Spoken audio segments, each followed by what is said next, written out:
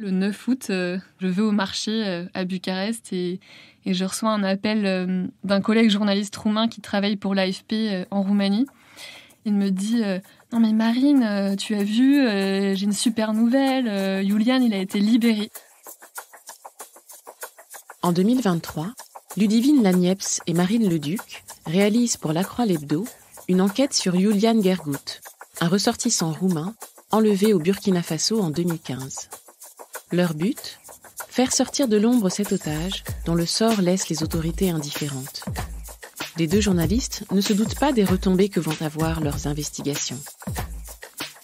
Dans ce podcast, un journaliste de La Croix raconte les coulisses d'un reportage, d'une enquête ou d'une rencontre, ce qui s'est passé avant et comment il l'a vécu. Vous écoutez l'envers du récit.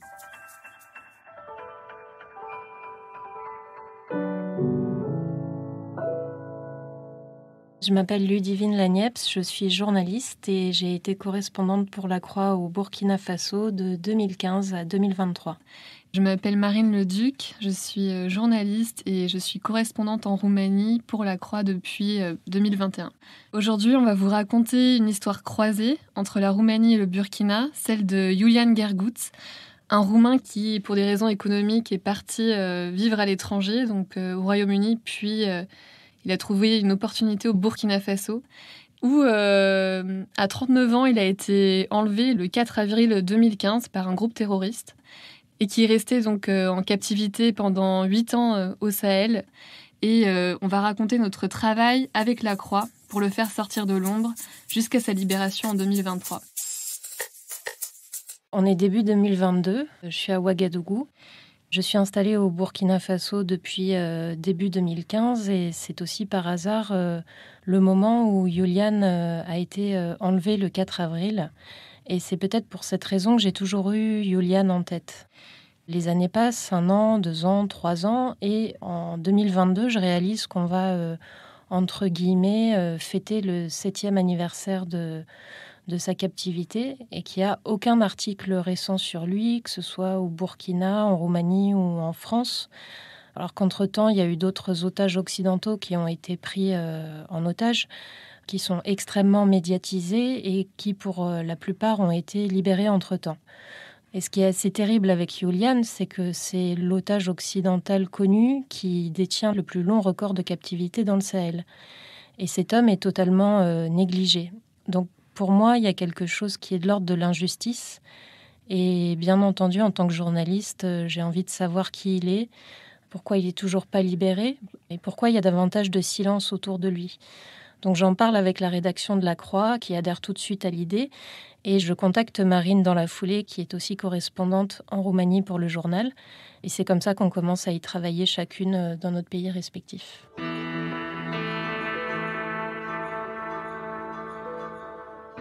À partir de là, j'essaie de trouver les premiers contacts en Roumanie et donc de sa famille. Et parmi les seuls médias qui parlent de Iulian, il y a ce journal qui s'appelle Libertatea, qui est le plus lu en Roumanie. Et j'ai pu obtenir le contact d'un journaliste qui m'a ensuite donné le contact de la sœur de Iulian. Et c'est à partir de là que j'ai pu commencer à parler avec la sœur qui vit à Rome depuis plus de 20 ans et qui est celle un peu qui porte la lutte pour libérer son frère. Et donc, je l'ai appelée au téléphone. Elle était complètement heureuse de parler à un journaliste, notamment de la presse étrangère, de voir que son frère n'est pas oublié. Et on passe presque 1h30, 2 heures au téléphone. Et c'est le premier contact qu'on a en fait avec sa famille et qui va ensuite déboucher sur l'enquête qui va suivre. Et c'est par la sœur qu'on arrive en fait à obtenir des contacts des proches de Iulian, ses amis, sa famille, dont ses parents qui habitent dans la campagne à 6 heures de Bucarest, mais aussi sa femme qui n'avait pas parlé à la presse ces 8 dernières années et qui à ce moment-là était d'accord pour parler avec des journalistes. Car pour eux en fait, à ce moment-là, il y avait un peu cette envie de reprendre un peu la parole après 8 ans de silence parce que les autorités roumaines leur avaient dit de ne pas parler aux médias. Et à ce moment-là, il y avait cette idée de non, en fait, on n'a plus envie de se taire.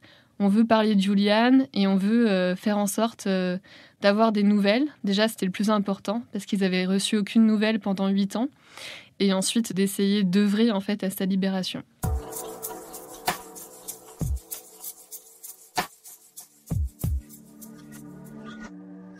De mon côté, au Burkina, j'ai un peu la même démarche, c'est-à-dire que je relis un petit peu toute la littérature autour de Julian, que ce soit des rapports sécuritaires ou ce qui a pu être écrit dans les médias en 2015.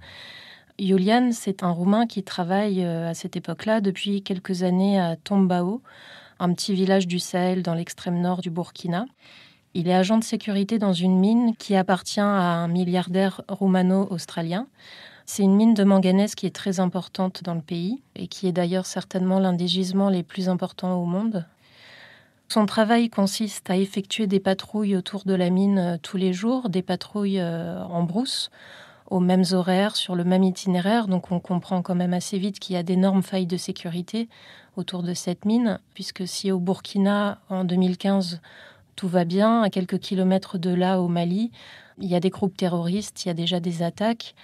Tombao, c'est en plein Sahel, c'est dans le désert, il y a un petit peu de relief avec quelques collines.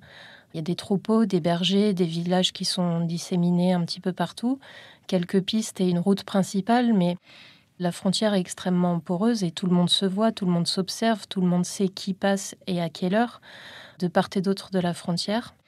Et donc on a cette mine, on peut dire ouverte aux quatre vents, et donc autour de laquelle circulent ces patrouilles, et Julian en particulier. Et donc c'est à l'occasion d'une de ces patrouilles que Julian est enlevé par des hommes qui regagnent le Mali en quelques minutes à peine avec lui.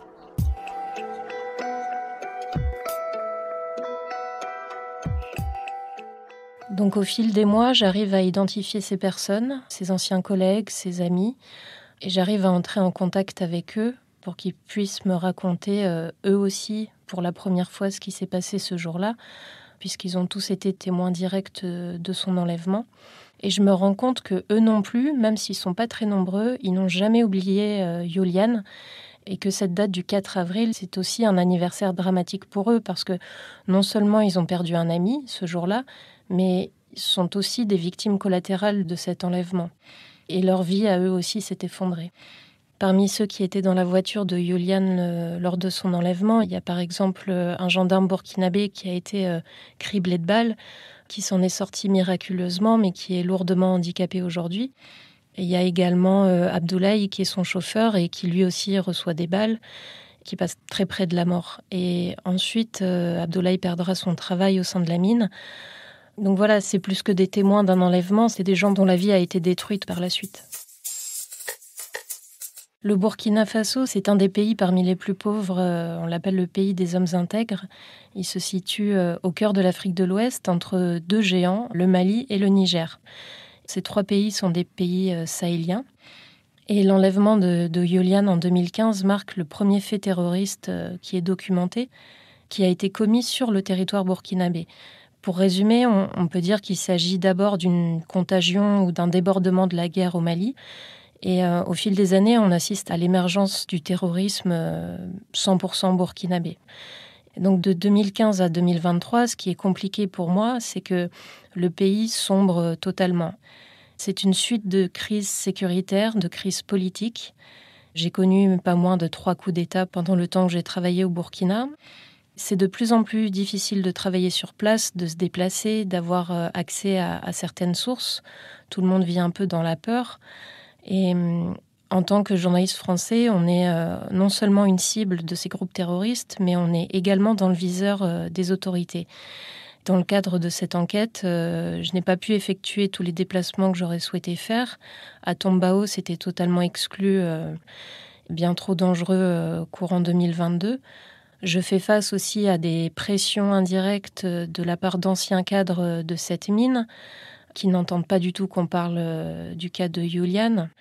Il y a également la pression des nouvelles autorités, surtout depuis le dernier coup d'État de septembre 2022 où les putschistes arrivés au pouvoir sont clairement hostiles aux Français, qu'ils soient militaires, diplomates ou journalistes.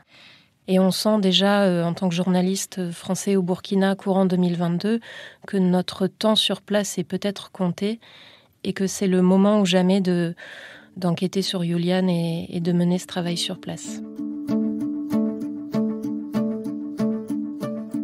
Ce qui était un peu difficile dans l'enquête, c'est qu'on faisait face à un mur des autorités roumaines qui ne voulait pas parler aux journalistes, qui avait juste un message officiel comme quoi il était vivant mais qui ne pouvait pas en dire plus.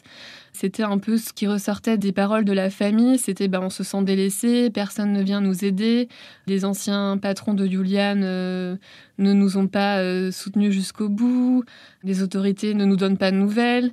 Et c'était ça aussi qu'on voulait aussi montrer dans le récit, c'était à la fois que Julian était oublié, mais aussi que les proches se sentaient aussi oubliés.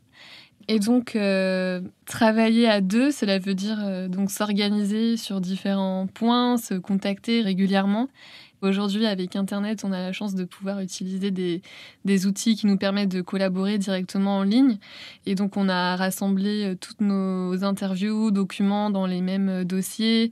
Ça nous a permis d'avancer, de faire des points et ensuite de commencer l'écriture à 4 mains, qui au final s'est révélé plus simple qu'on imaginait.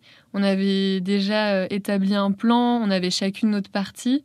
Donc on réussit à écrire le reportage chacune de notre côté et avec un style assez similaire et ça ne nous a pas trop posé de problème. Travailler à deux dans 2 pays différents, éloignés de plusieurs milliers de kilomètres, ça demande d'être en contact constant et d'échanger les informations, les dires des uns et des autres de nos différents interlocuteurs, de croiser les informations. En fait, ce qui était un peu difficile, je pense, pour nous, c'était de parler de quelqu'un qu'on n'avait jamais rencontré. Alors que dans notre travail habituel, on rencontre la personne, on fait un portrait de la personne qu'on a en face de nous, on la décrit, on décrit un peu sa personnalité. Là, on avait juste les paroles de ses proches, de ses amis, des gens qu'il avait rencontrés. Et donc, on a essayé de faire le portrait d'une personne qu'on n'avait jamais rencontrée à travers les paroles des autres. Et finalement, la description que les gens avaient de lui au Burkina et aussi en Roumanie était très similaire. Quelqu'un de doux, attentionné, de très généreux.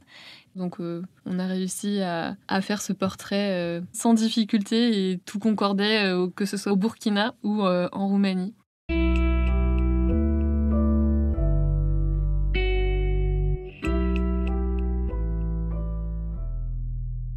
On travaille plusieurs mois sur ce sujet.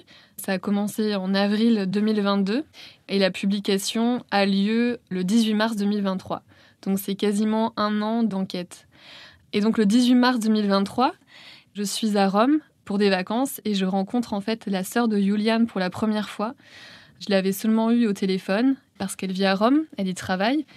Et donc je lui annonce que l'article va être publié.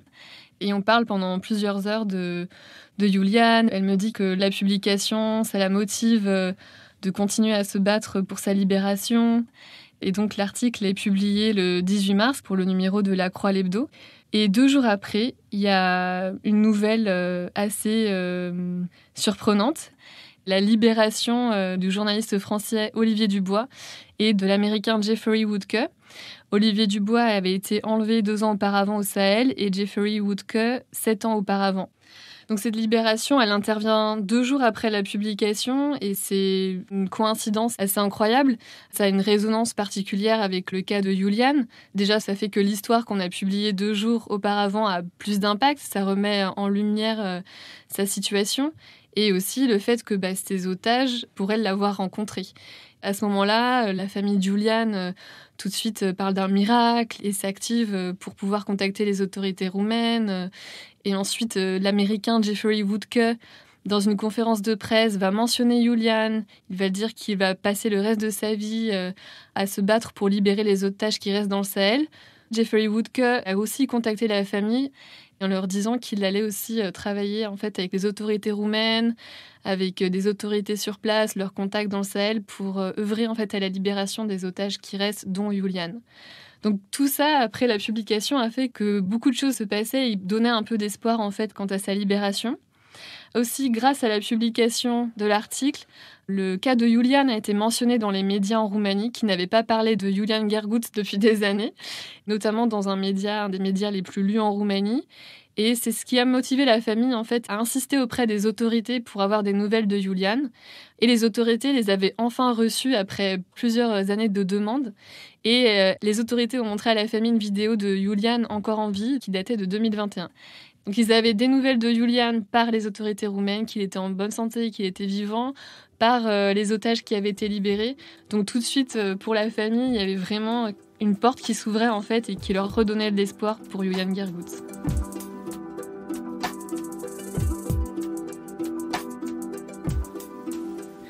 On sait que notre enquête a été lue dans plusieurs pays, dans des cercles diplomatiques.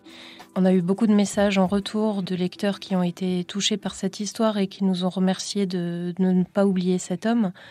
Et après la publication, courant 2023, d'un côté, j'ai de l'espoir que Julian soit le prochain à être libéré.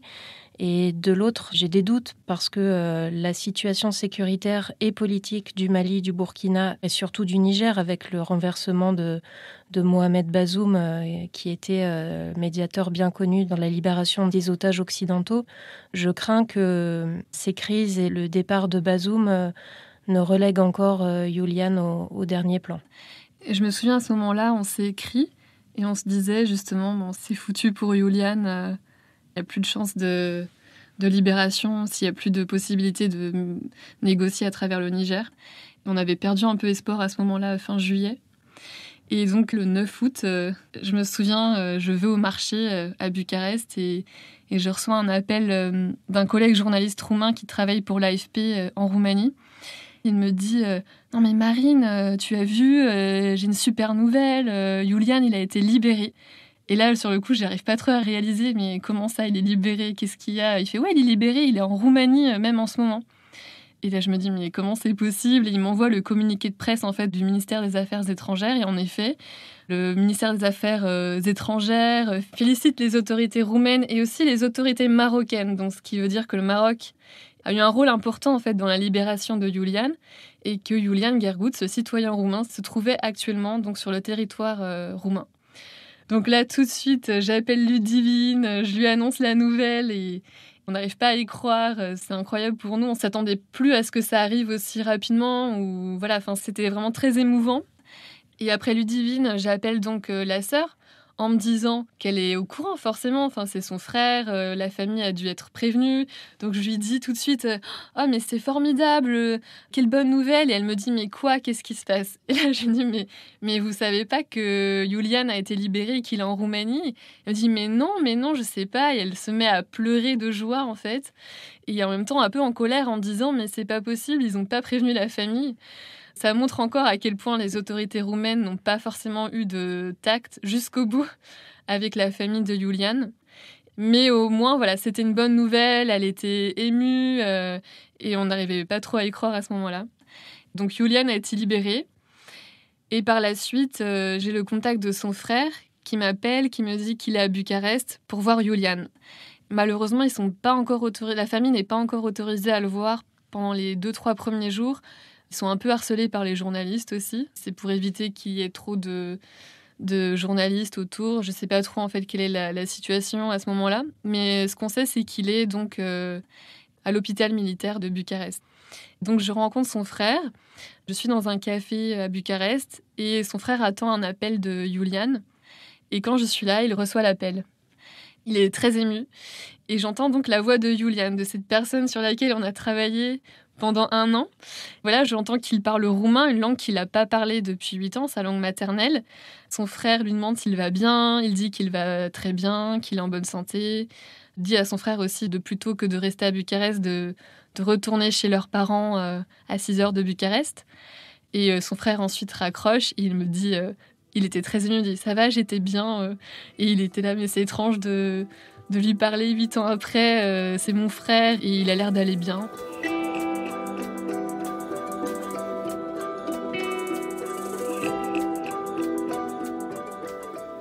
Quelques jours après le retour de Julian en Roumanie, on a une fenêtre pour aller le voir. On est invité par sa famille. Je saute littéralement dans un avion. Et après quelques heures de voyage et une nuit blanche, donc je rejoins Marine à Bucarest et on part en train pour aller les rejoindre. Et je crois que j'oublierai jamais ce moment où il fait nuit, il est assez tard, on est dans la campagne roumaine et on arrive sur ce quai de gare absolument désert. On retrouve donc le frère de Julian qui vient nous accueillir. On est en train de discuter et le plus naturellement du monde, il nous dit « Mais Julian est juste là derrière, il est au téléphone ». Et on tourne la tête et on le voit en chair et en os à quelques mètres de nous. Et quelques secondes après, il nous rejoint, il nous salue. Et je ne saurais pas vous décrire ce qui se passe à ce moment-là, mais voilà, vous l'avez en face de vous. C'est un homme, comme il nous a dit en rigolant plus tard, vous me connaissez, mais moi, je ne vous connais pas. On a là devant nous un homme qu'on a l'impression de connaître par cœur, sur qui on a travaillé pendant 1 an. On a été en contact permanent avec les gens qui sont les plus proches de lui. Et il est là, sous sa casquette, en train de nous saluer, dans un grand sourire. Et il va bien, il est vif. C'est énormément d'émotions à ce moment-là. Et on a la chance de pouvoir passer quelques jours avec lui et faire connaissance véritablement. Comme ses proches le décrivaient quand on réalisait les interviews, c'est quelqu'un de très calme, très doux et très généreux. Julian est une personne d'une grande profondeur, d'une extrême culture et qui a beaucoup d'humour. Le portrait qu'on nous avait fait de lui était tout à fait fidèle, oui. Julian, finalement, a passé autant de temps que moi en Afrique de l'Ouest. Et quand on se retrouve en Roumanie, il parle français, entre guillemets, comme un Burkinabé. Et je parle aussi français, quelque part, comme une Burkinabé. On a de très longs échanges en français tous les deux. Et je sens qu'il a envie de parler de l'Afrique, déjà, et qu'il en a encore besoin, qu'il n'est pas tout à fait sorti de cette bulle, de ce qu'il a vécu. Quelque part, je dirais qu'il y a un lien particulier qui se noue entre nous deux par l'Afrique, par notre expérience, par ce qu'on y a vu, ce qu'on y a vécu. Et oui, je sens qu'il a encore besoin d'en parler. Donc on a été accueillis par sa famille pendant ces 2-3 jours sur place. Et ce qu'on peut dire, c'est qu'il est bien entouré. Il a 5 frères et sœurs, il a des parents qui sont très attendrissants. Et une de ses sœurs, quand on est parti, nous a dit « Votre article a aidé à sa libération ». Et pour nous, c'était un peu fort de se dire que notre travail aurait aidé à sa libération. Donc j'ai dit « Bon, peut-être que c'est un peu exagéré ». Elle dit « Non, en tout cas pour nous, la famille, c'est ce qui nous a motivés à nous battre. Surtout Elvira, donc la sœur qui vit en Italie. C'est surtout pour elle que ça a été très important. Et pour nous aussi. Et donc ce que vous avez fait, ça a été vraiment très important pour la famille et pour Julian. Moi, je suis persuadée que la publication de notre travail sur Julian a contribué même infiniment. Et infiniment, c'est déjà énorme quand on parle de la vie d'un homme, à faire bouger les lignes. Je suis très fière de notre travail parce qu'on a remis les victimes, et pas seulement que Julian. On a remis toutes les victimes au centre de cette histoire. On leur a rendu leur dignité, je crois, dans des systèmes sécuritaires, politiques et économiques qui broient les gens. C'est une histoire qui me marquera aussi à titre personnel parce qu'elle a commencé l'année de mon arrivée au Burkina et elle se termine l'année où j'ai décidé de quitter le pays.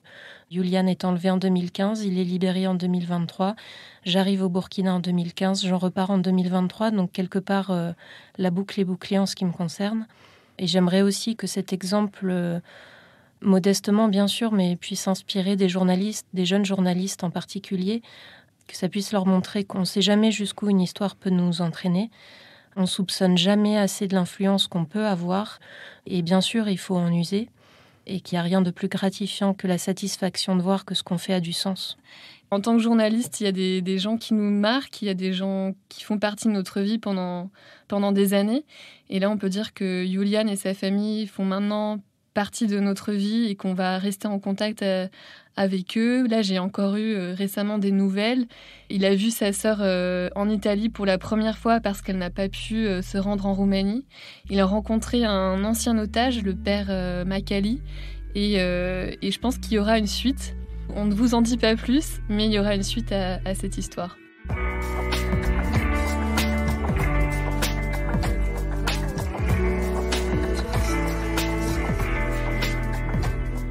Vous venez d'écouter un épisode de L'Envers du récit. N'hésitez pas à le partager et à vous abonner à notre podcast. L'enquête de Ludivine Lagneps et Marine Leduc est à lire sur le site et l'appli La Croix. Vous trouverez le lien dans le texte de description qui accompagne ce podcast. L'Envers du récit est un podcast original du quotidien La Croix.